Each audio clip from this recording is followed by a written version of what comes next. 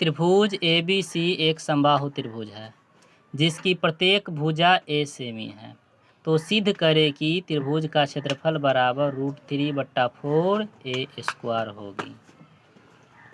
Solution कर रहे हैं या हल कर रहे हैं। दिया गया है कि ABC एक समबाहु त्रिभुज है। मतलब समबाहु त्रिभुज किसको कहते हैं?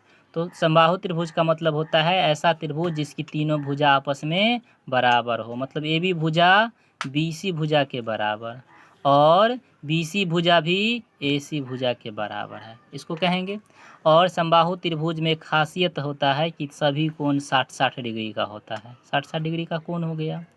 इसके बाद हम क्या किए, तो इसकी भुजा दिया हुआ है प्रश्न में, कितना है? A semi. तो टोटल मान है A यहाँ से यहाँ तक, इधर भी है A यहाँ से यहाँ तक, इधर भी है A यहाँ से यहाँ तक। फिर हम क्या करते हैं कि A से एक BC भुजा पर लंब खींचते हैं जिसका नाम हुआ AM। ठीक, यदि हम AM लंब खींचते हैं तो ये लंब जो है BC भुजा को 2 बराबर बराबर भागों में बांटेगा, जो कि जितना बड़ा BM होगा उतना ही बड़ा MC होगा। ठीक है, जितना बड़ा BM उतना ही बड़ा MC। मतलब यदि आप इतना को 10 समझिए, BC को 10, तो BM हो जाएगा इसका आधा यानी ये 5, और MC भी हो जाएगा इसका आधा यानी 5, तो 5-5 हो जाएगा। लेकिन यहाँ पे A दिया है तो BM का मान हो जाएगा कितना? तो A/2। फिर MC का मान कितना हो जाएगा? तो ये भी हो जाएगा A/2। इस प्रकार से हम हल करते हैं। तो सबसे पहले लिखते हैं कि AM लंब BC पर खींचा, दिया है क्या? भुजा AB बराबर BC बराबर AC बराबर A। लंब खींचने पर क्या हो गया? तो कहिएगा BM बराबर MC बराबर A/2। जब हम त्रिभुज में AMB लंब खींचे हैं तो यहाँ पे ये 90 डिग्री का कोण बन गया, और 90 डिग्री का कोण बनने का मतलब हो गया ये एक समकोण त्रिभुज है। AMB क्या है? एक समकोण त्रिभुज।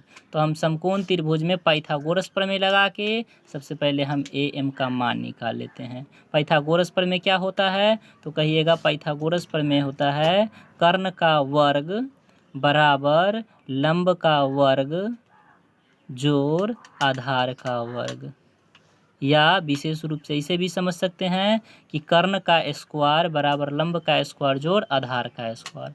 कर्ण का मान यहाँ क्या है? तो AB का स्क्वायर बराबर लंब क्या है? तो लंब हो गया AM का स्क्वायर, और जोड़ आधार क्या है? तो आधार हो गया BM का स्क्वायर। ये हो गया। अब AB का मान कितना है? तो AB का मान हो गया A, तो यहाँ पे लिखिए A का स्क्वायर। AM का मान क्या है? तो AM का मान पता नहीं है, इसी को हमें निकालना है, इतना का वर्ग लिखें। प्लस BM का मान कितना है? तो A/2 इतना का स्क्वायर है। अब हम ये A² को A² छोड़ दिए, और इधर जो प्लस में A/2 का स्क्वायर है इधर भेजेंगे तो माइनस में आ जाएगा। ये हो गया A²/2 का स्क्वायर आके इधर हो गया 4 बराबर AM²। यहाँ बट्टा 1 लिए, अब ये भिन्न का घटाव दिख रहा है। 1 और 4 का LCM 4, 1 से डिवाइड हुआ 4, 4 में A² से गुना आएगा तो होगा 4A², माइनस 4 से 4 डिवाइड हुआ तो एक बार में कटेगा, 1 में A² से गुना होगा तो 1A², और इक्वल टू कितना है? AM²। अब 4A² में से 1A² घटा तो कितना बचा? तो कहिएगा 3A² बट्टा है 4 बराबर ये इधर बचा AM²। अब यदि हम ये स्क्वायर को इधर भेज दें तो भेजने पर हमें क्या प्राप्त होगा? तो ये प्राप्त होगा 3/4A² सब पे रूट बराबर क्या आ गया? AM। अब इसका वर्गमूल निकालेंगे तो क्या होगा? तो पता चलेगा 3 का वर्गमूल ना होता है तो 3 √3। A² का वर्गमूल हो जाएगा A, और 4 का वर्गमूल होता है 2 बराबर AM। AM हमारा क्या था? तो कहिएगा AM जो है वो हमारा ऊंचाई है, यानी ऊंचाई का मान हमें क्या आ गया, तो √3/2a। हमें क्या निकालना है, तो त्रिभुज का क्षेत्रफल निकालना है। अब त्रिभुज का क्षेत्रफल कैसे निकलेगा, तो लिखेंगे समबाहु त्रिभुज का क्षेत्रफल। समबाहु त्रिभुज का क्षेत्रफल क्या फॉर्मूला होता है, तो √3/4 इंटू भुजा स्क्वायर। √3 का √3/4 लिखें। भुजा का मान कितना है, तो भुजा का मान हमें a है, लेकिन दिया है कि हमको निकालना है त्रिभुज का क्षेत्रफल। हम निकाल क्या रहे थे, समबाहु त्रिभुज का क्षेत्रफल, इसीलिए ये समबाहु नहीं बल्कि त्रिभुज का क्षेत्रफल है। तो त्रिभुज का क्षेत्रफल का फॉर्मूला ये नहीं होता है, बल्कि ये होता है 1/2 गुने आधार गुने ऊंचाई या फिर शीर्ष लंब। तो यहाँ पे आ गया 1/2।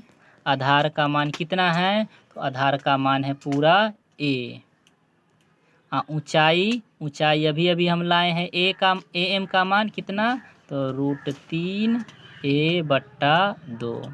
इन सबको गुना किए तो कितना आ जाएगा, तो गुना करने पर पता चलेगा √3a² 2 में 2 से गुना हुआ 4। यही हमको सिद्ध करना था।